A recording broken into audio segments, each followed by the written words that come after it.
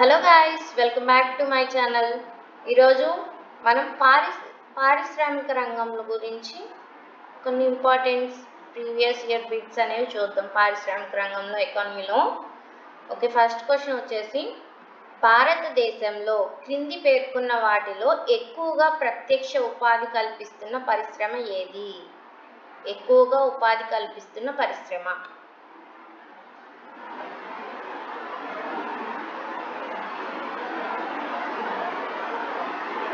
Answer వస్త్ర పరిశ్రమ. Next question, భారతదేశంలో మొదటి పారిశ్రామిక విధానం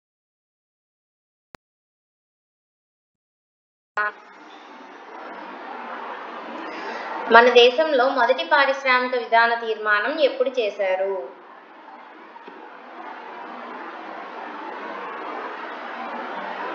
1948లో మొదటి పారిశ్రామిక విధాన తీర్మానం చేశారు. మన దేశంలో పారిశ్రామిక విధాన తీర్మానం 1956 ప్రకారం ప్రభుత్వ రంగానికి రిజర్వ్ చేసిన పరిశ్రమలు ఎన్ని? 1956లో ప్రభుత్వ రంగానికి ఎన్ని పరిశ్రమలు రిజర్వ్ చేశారు? ఆన్సర్ 17 పరిశ్రమల్ని ప్రభుత్వ రంగానికి రిజర్వ్ చేశారన్నమాట. నెక్స్ట్ క్వశ్చన్, మన దేశంలో పారిశ్రామిక లైసెన్సింగ్ విధాన విచారణ కమిటీ మరొక పేరుగా దేనిని పేర్కొంటారు? పారిశ్రామిక లైసెన్సింగ్ విధాన విచారణ కమిటీకి మరొక పేరు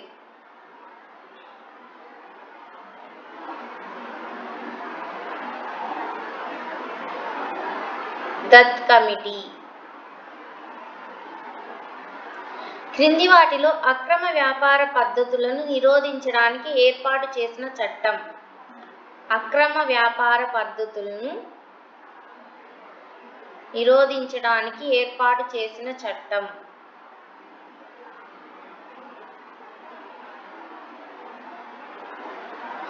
MRTP అండి. మన దేశంలో పరిశ్రమల స్థితిగతులను అధ్యయనం చేయడానికి కార్వే కమిటీని నియమించిన సంవత్సరం. కార్వే కమిటీని ఏ ఇయర్లో నియమించారండి?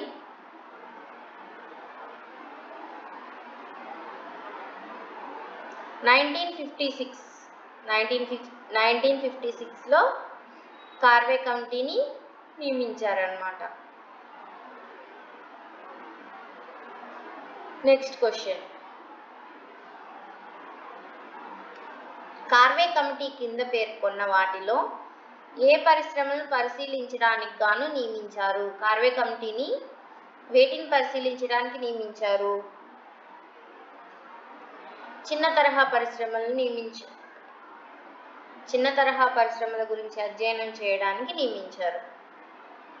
భారతదేశంలో బ్రిటిష్ వారు జనపనార పరిశ్రమను అభివృద్ధి చేయడానికి కారణాన్ని గుర్తించండి.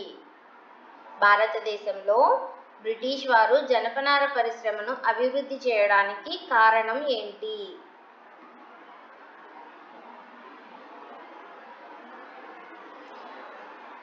భౌగోళికంగా ఈ పరిశ్రమ భారతదేశంలో అనుకూలంగా ఉండడం. నెక్స్ట్ క్వశ్చన్, భారతదేశంలో స్వాతంత్రం తర్వాత చేపట్టిన పరిశ్రమల అభివృద్ధి క్రమాన్ని ఎన్ని దశలుగా విభజించవచ్చు? భారతదేశంలో స్వాతంత్రం తర్వాత చేపట్టిన పరిశ్రమల అభివృద్ధి క్రమాన్ని ఎన్ని దశలుగా విభజించవచ్చు? 4 దశలండి. నెక్స్ట్ క్వశ్చన్, మన దేశంలో క్రింద పేర్కొన్న పరిశ్రమల్లో మౌలిక పరిశ్రమగా దేనిని పేర్కొనవచ్చు? మౌలిక పరిశ్రమగా దేనిని పేర్కొనవచ్చు? ఇనుము ఉక్కు పరిశ్రమ. భారతదేశంలో పరిశ్రమల అభివృద్ధి క్రమబద్ధీకరణ IRDA ఏ సంవత్సరంలో ప్రవేశపెట్టారు? భారతదేశంలో పరిశ్రమల అభివృద్ధి క్రమబద్ధీకరణ చట్టాన్ని ఏ సంవత్సరంలో ప్రవేశపెట్టారు? Answer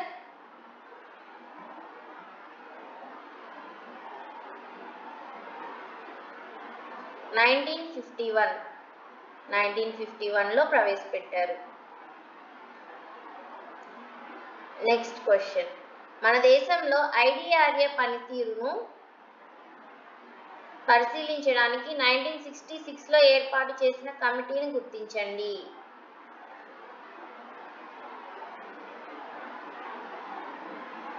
answer Hazare committee.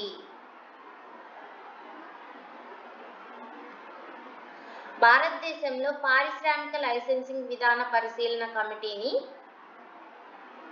1967లో ఎవరి అధ్యక్షన ఏర్పాటు చేశారు?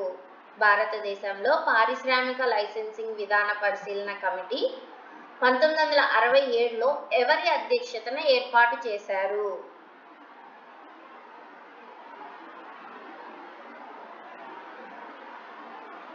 సుఖమిల్ Dutt.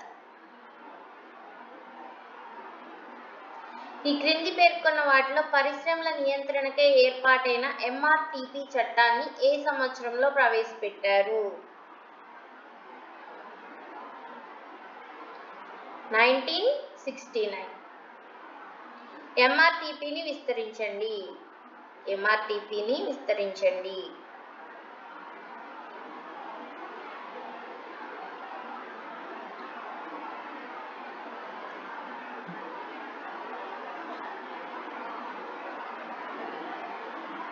Answer monopolies and restrictive trade practice act. Monopolies and restrictive trade policies act.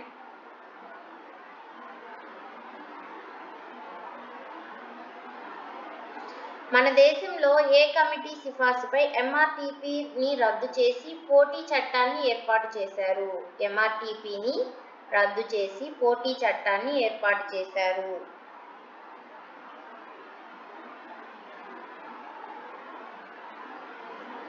SVS Raghavan committee అండి. SVS రాఘవన్ కమిటీ సిఫార్సు మేరకు పోటీ చట్టాన్ని ఏర్పాటు చేశారు. క్రింద ఇవ్వబడిన వానిలో పారిశ్రామిక ఉత్పత్తి సూచిక ఆధార సంవత్సరాన్ని ఏ సంవత్సరానికి మార్చారు?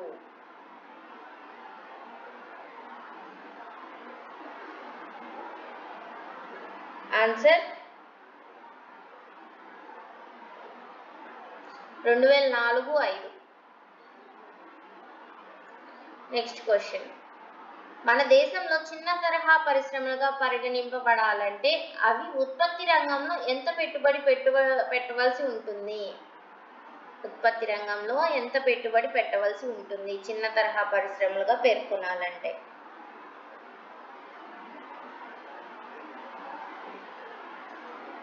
25 లక్షల నుంచి 5 కోట్లు. భారతదేశంలో 2006-2007 సంవత్సరానికి మొత్తం పారిశ్రామిక ఉత్పత్తిలో చిన్న తరహా పరిశ్రమల యొక్క ఉత్పత్తి ఎంత శాతం ఉంటుంది?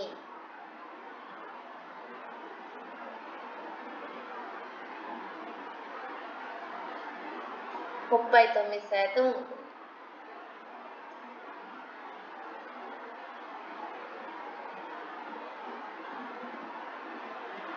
మన దేశంలో 2006-2007 నాటికి చిన్న తరహా పరిశ్రమల మొత్తం ఎంత మందికి ఉపాధి కల్పిస్తున్నాయి? చిన్న తరహా పరిశ్రమలు ఇవన్నీ ప్రీవియస్ ఇయర్ సర్వేస్ వాటి గురించి ఉన్నాయి. ఓకేనా? కరెంట్ సర్వేస్ మీద బిట్స్ వస్తే బిట్స్ చేద్దాం. తర్వాత ప్రస్తుతం ఇక్కడున్న బిట్స్ చేద్దాం. 31.2 మిలియన్లు. భారతదేశంలో చిన్న తరహా పరిశ్రమలు ఎదుర్కొంటున్న సమస్యలు ఏమిటి? భారతదేశంలో చిన్న తరహా పరిశ్రమలు ఎదుర్కొంటున్న సమస్యలు ఏమిటి?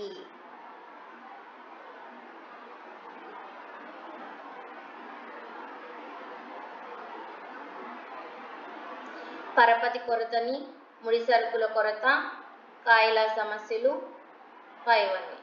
ఇవన్నీ కూడా చిన్న తరహా పరిశ్రమలు ఫేస్ చేస్తున్నాయి అన్నమాట. మన దేశంలో చిన్న పరిశ్రమల రక్షణకై సికా చట్టాన్ని ఎప్పుడు ఏర్పాటు చేశారు? ఎప్పుడు ఏర్పాటు చేశారండి? 1985లో. 1985లో ఏర్పాటు చేశారు. తప్పదండి. ఇంకా ఈ ఇయర్లు ఇవన్నీ వాల్యూస్ అన్నీ గుర్తుపెట్టుకోవాల్సిన ఎకానమీలో.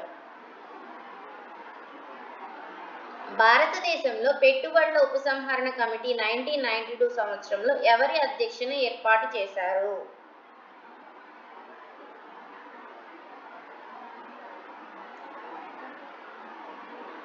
రంగరాజన్, శ్రీ రంగరాజన్. మన దేశంలో పెట్టుబడుల ఉపసంహరణ కమిషన్ 1996 ఎవరి అధ్యక్షతన ఏర్పాటు చేశారు? 1992లో శ్రీ రంగరాజన్, 1996లో జీవి రామకృష్ణ. ఈ క్రింది పేర్కొన్న వాటిలో నూతన పారిశ్రామిక విధాన తీర్మానాన్ని ఏ సంవత్సరంలో రూపొందించారు? ఈ క్రింది పేర్కొన్న వాటిలో నూతన పారిశ్రామిక విధాన తీర్మానం 1991. ఈ క్రింది పేర్కొన్న వాటిలో మిశ్రమ ఆర్థిక వ్యవస్థ స్థాపనకు పునాది వేసిన పారిశ్రామిక విధాన తీర్మానం. మిశ్రమ ఆర్థిక వ్యవస్థకు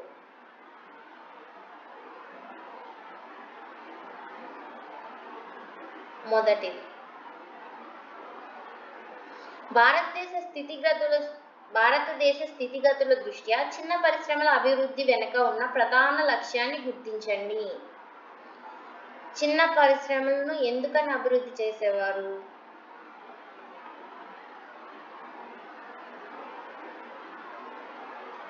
ఎందుకంటే మొత్తం కూడా గవర్నమెంటే చూసుకోవాలి, గవర్నమెంటే జాబ్స్ ఇవ్వాలంటే కుదరదు కాబట్టి ఉద్యోగాలు కల్పించడానికి చిన్న తరహా పరిశ్రమల్ని ఎంకరేజ్ చేశారనమాట.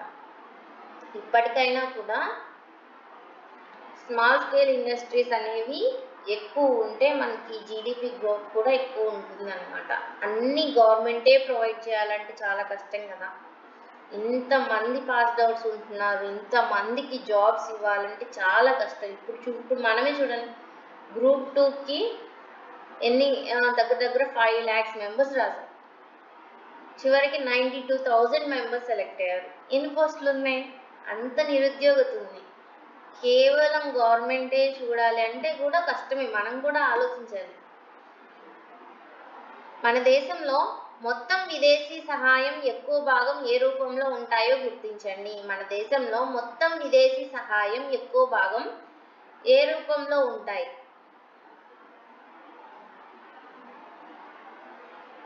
రుణాల రూపంలో ఉంటాయి. భారత పరిశ్రమలు కింద పేర్కొన్న వాటిలో ఏ సమస్యను ప్రస్తుతం ఎదుర్కొనటం లేదు? ఆన్సర్ డిమాండ్లో తగ్గుదల. దీన్ని ఎదుర్కోవడం లేదండి.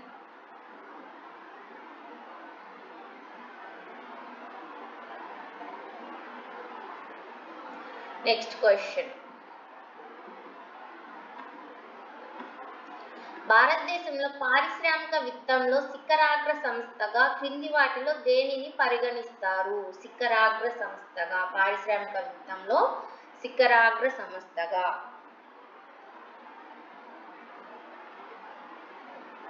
భారీ పారిశ్రామిక అభివృద్ధి బ్యాంకు IDBI.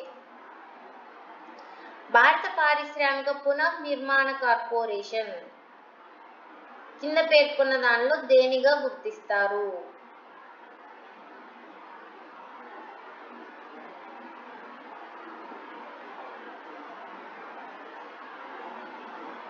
భారత పారిశ్రామిక పునర్నిర్మాణ కార్పొరేషన్ను చట్టబద్ధమైన కార్పొరేషన్ అంటారు. మన దేశంలో గిల్ట్ ఎడ్జ్డ్ మార్కెట్ క్రింద ఇచ్చిన వాటిలో దేనికి సంబంధించిన మార్కెట్ అయి ఉన్నది? గిల్ట్ ఎడ్జ్ మార్కెట్ ప్రభుత్వ సెక్యూరిటీలు. క్రింద ఇచ్చిన వివిధ పన్నులలో దేశీయ పరిశ్రమలను రక్షించడానికి విధించే పన్నును గుర్తించండి. దేశీయ పరిశ్రమలను రక్షించడానికి విధించే పన్నును గుర్తించండి. కస్టమ్ సుంకం.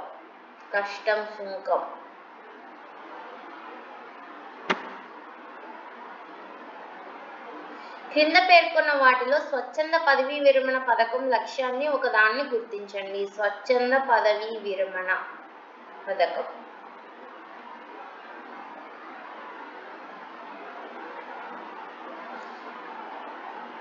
ఎందుకండి? అధిక ఉద్యోగులను తగ్గించడం కోసం. కింది వాటిలో భారతదేశంలో చిన్న తరహా పరిశ్రమల సమస్యల్లో ఒకదాన్ని గుర్తించండి. చిన్న తరహా పరిశ్రమలకు ఏమేమి సమస్యలు ఉన్నాయి?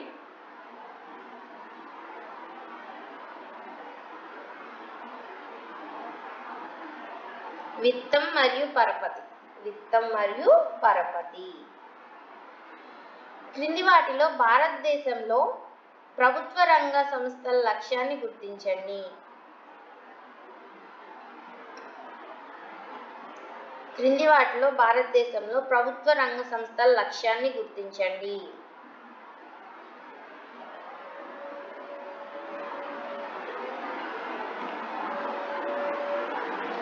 దేశ పారిశ్రామికీకరణకు పునాది. దేశ పారిశ్రామికీకరణకు పునాది వేయడం. క్రింద పేర్కొన్న వాటిలో రెండవ పారిశ్రామిక విధాన తీర్మానం యొక్క ప్రధాన ధ్యేయాన్ని గుర్తించండి. ప్రభుత్వ రంగ విస్తరణ. రెండవ పారిశ్రామిక విధాన తీర్మానం యొక్క ఉద్దేశం ప్రభుత్వ రంగ విస్తరణ. భారతదేశ నూతన పారిశ్రామిక విధానం 1991 తరువాత ఎన్ని పరిశ్రమలకి లైసెన్స్ తప్పనిసరి చేశారు? ఎన్ని పరిశ్రమలకు లైసెన్స్ తప్పనిసరి చేశారు? 5.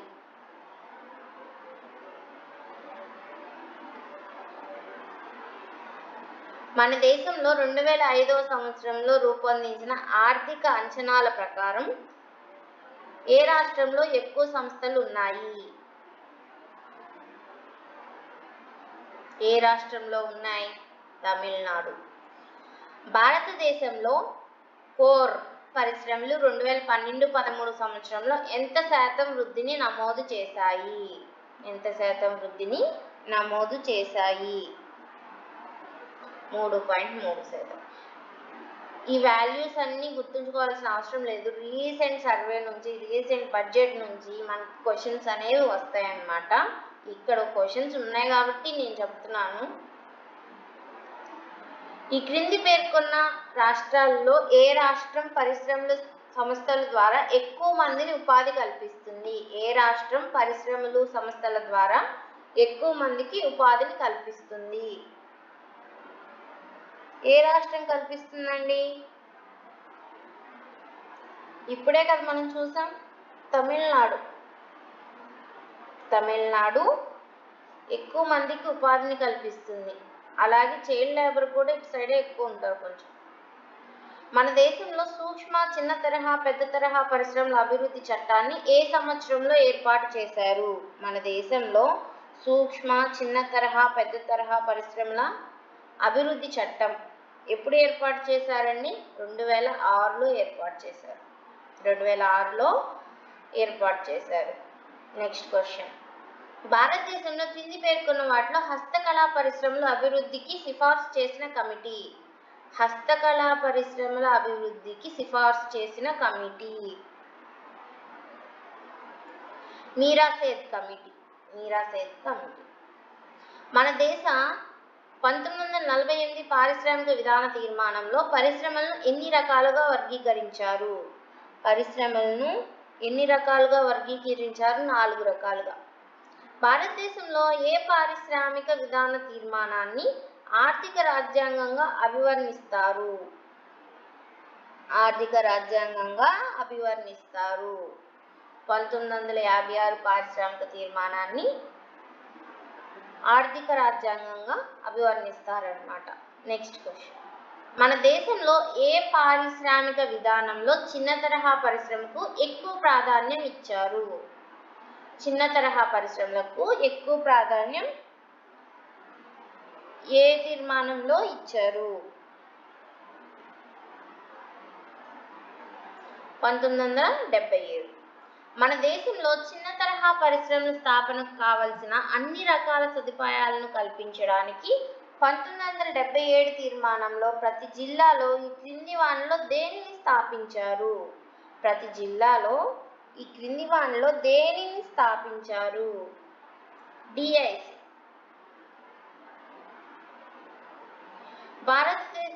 భారతదేశంలో చిన్న తరహా పరిశ్రమల రక్షణకు అభివృద్ధికి కింద పేర్కొన్న వాటిల్లో దేన్ని శిఖరాగ్ర సంస్థగా పేర్కొంటారు? దేన్ని పేర్కొంటారండి?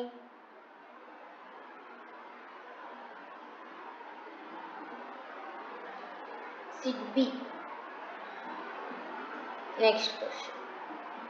భారతదేశంలో ఆర్థిక ఫెడరలిజం అనే భావన ఏ పారిశ్రామిక తీర్మానంలో పేర్కొనబడింది?